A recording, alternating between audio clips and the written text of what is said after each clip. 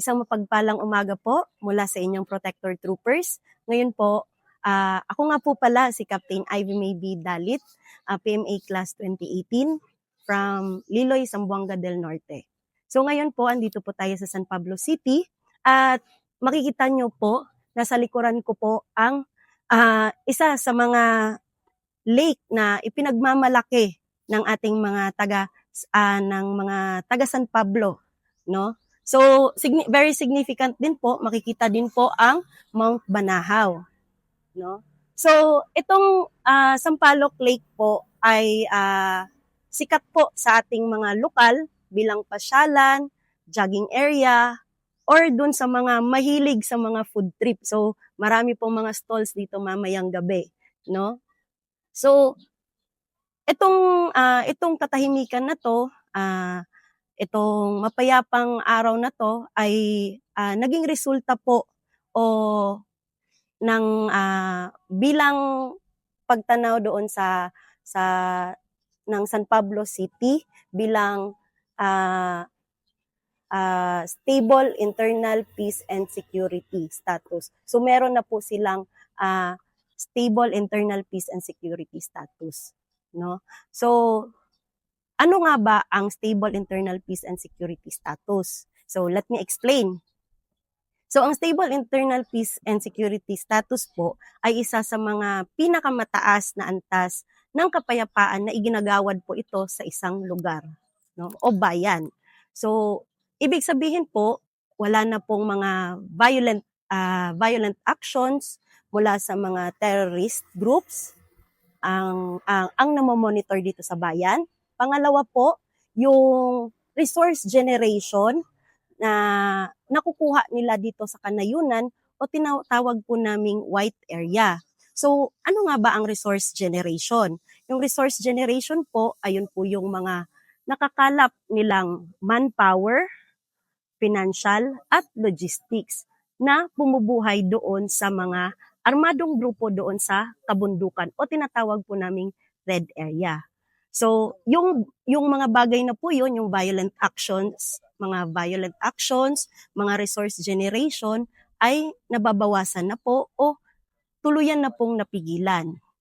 So, kasama po namin dito sa pagbabalidate, hinihingi din po namin yung tulong ng ating PNP counterpart na i-validate yung status na po iyon na wala na pong violent actions mula sa terrorist group at wala na din pong mga resource generation na nagaganap dito sa isang area o particularly dito po sa San Pablo City, no?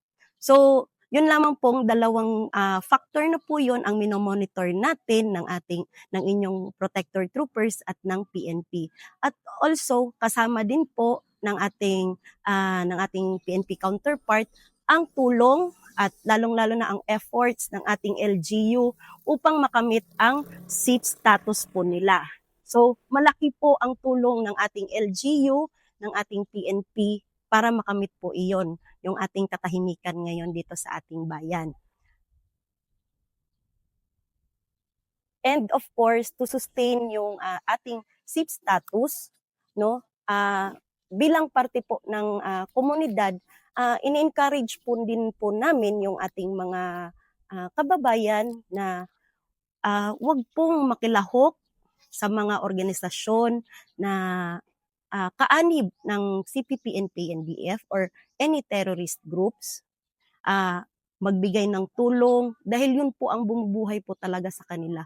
Kaya pinapaalala po namin lagi on our part, we make sure na ang ating mga kababayan ay well-informed, aware po sila sa mga schemes kung paano nang re-recruit ang mga CPP and PNDF, lalong-lalo na po sa ating mga kabataan, sa ating mga kababaihan, labor, yun po. So, minimake sure po namin na well-aware po ang ating mga kababayan doon sa mga schemes po nila kung paano sila nang re-recruit.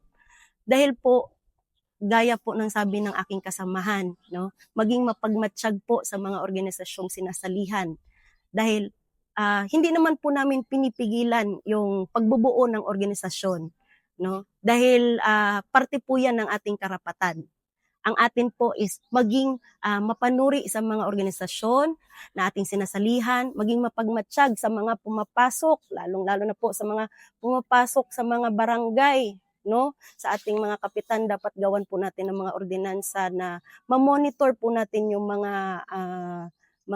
ibang muka na pumapasok sa ating mga barangay. Dahil baka yan po ang maging simula ng mga pangre-recruit sa inyong mga constituents, sa ating mga kababayan. So, dahil po, lagi po nating tandaan, lamang ang may alam. Ivy, kasi very, very proud yung brigade nyo na 202nd Brigade Unifier under sa command ni General Hadlock na lahat ng inyong nasasakupan na probinsya ng Yes, buong sir. brigade ay declared na SIPs na siya. Yes, sir. And especially sa inyo, kasi pride and joy kayo dahil ang 59 IB, nandito yung Cavite, Laguna, and parts ng Quezon. Dahil ito yung pinaka richest part ng Yes, sir. First class municipalities andito po, sir. Yun, ano mo nga, yung ano yung experience nyo working with the LGUs, na paano, ano yung challenges nyo, and ano rin yung masaya na, ano yung mga hurdles normally muna, paano ina-explain itong SIP sa kanila? Actually po, sir, ang una po talaga naming challenge po talaga is yung ano ng oras po sa kanila kasi alam po natin napaka-busy po ng ating mga LGU. Ngunit nagpapasalamat din po kami sa kanila dahil binibigyan po nila kami ng pagkakataon na ma-explain po sa kanila ng maayos, ng mabuti at tinatanggap, open-minded po sila na tanggapin yung mga explanation po namin regarding sa SIPs at kung ano po yung mga benefits na maaari pa nilang matanggap dahil kahit na first class municipality sila or syudad, marami pa rin pong mga investors na takot na mag-invest lalo na kung meron silang namamatan na mga violent actions, mga krimen, ganun, mga encounter, NPA, ganun, sir. Kasi parang ang SIPs kasi is a certification Yes, di ba? sir. Halos if we put it into simpler terms for the layman, certification ito coming from, especially from the military na wala Yes, na sir. kayo nakikita na kalaban dito, wala Yes, na sir. encounter dito. And example, nasa San Pablo tayo ngayon. How did you convince the mayor dito? Na, I mean, if you look back, sa likod mo kasi, that's the notorious Mount Mount Banahaw nung mga unang panahon. Ang daming encounter dyan. Yet ngayon, napakasirin nitong area. Sabi nyo nga, mamaya, ang daming nagtitinda dito, Yes, ang sir. daming, and kailangan ba talaga nila? Parang kung ako si mayor ba, bakit ko kailangang i-declare na SIPs yung aking area? Parang ganun ba? Kung ako ang mayor ngayon, anong isasagot mo? Siguro po, sir, para sa akin po, pag nagkaroon po ng nabigyan po ang isang bayan ng SIP status, ibig sabihin po, sir, is mapayapa na po talaga ako. Mapayapa yung aking bayan. Ibig sabihin po, yung aking economic growth, tourism, mas lalago po ito. So, yun po ang isa sa mga benefits na maaari nilang makuha pag sila po ay nagkaroon ng SIP status, sir. Ibig sabihin, peaceful na po ang aking bayan and mas mag-i-invite po ito ng investors at lalong-lalo na po dito sa San Pablo City na ipinagmamalaki po nila ang kanilang 7 lakes. So, tourism din po yun. No, by the way, sa mga hindi pa nakapunta rito, ito yung Sampaloc Lake na it's ano yung perimeter na 3.7 kilometer yung kanyang yung kanyang circumference and ang ganda dahil nga nandito kami, napakasirin, daming tilapia. And aside from kasi the benefits nila na maraming investors, ano rin yung mga possibilities din na for the army to assist them in securing yung investments na parating? Meron ba kayong ginagawang ganon?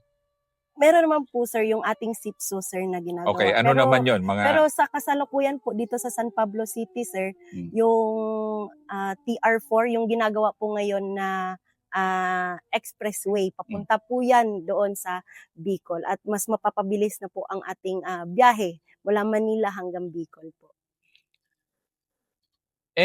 Pero kailangan talaga nagre-recommit din sila. Yes sir. Ano ba kailangan yon? Ano ibig sabihin ng recommitment? Ibig sabihin po pag nag-recommit po tayo ng ating SIP status, ibig sabihin po peaceful po ang ating bayan ng isang buong taon. Meron po siyang timeline. Ibig sabihin dapat po for example kagaya po ng San Pablo City na nagkaroon po siya ng SIP status noong 25 October 2024.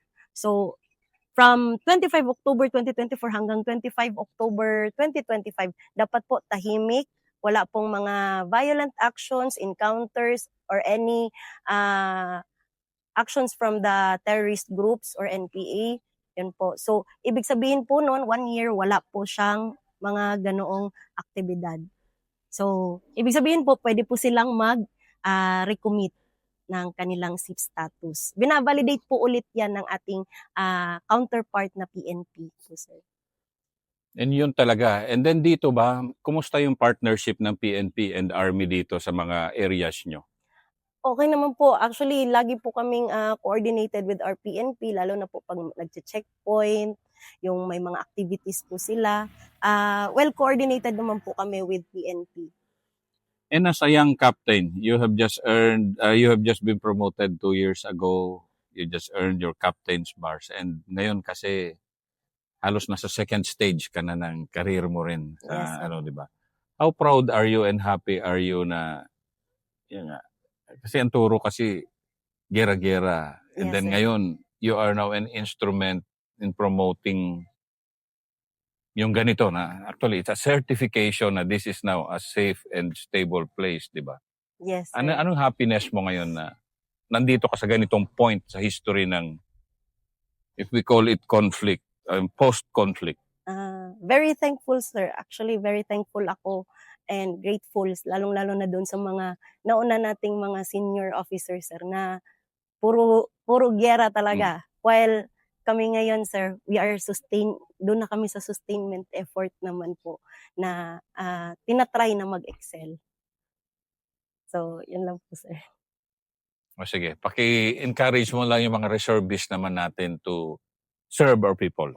Yes, sir. So, sa ating mga kababayan dyan, sa ating mga reservists, no,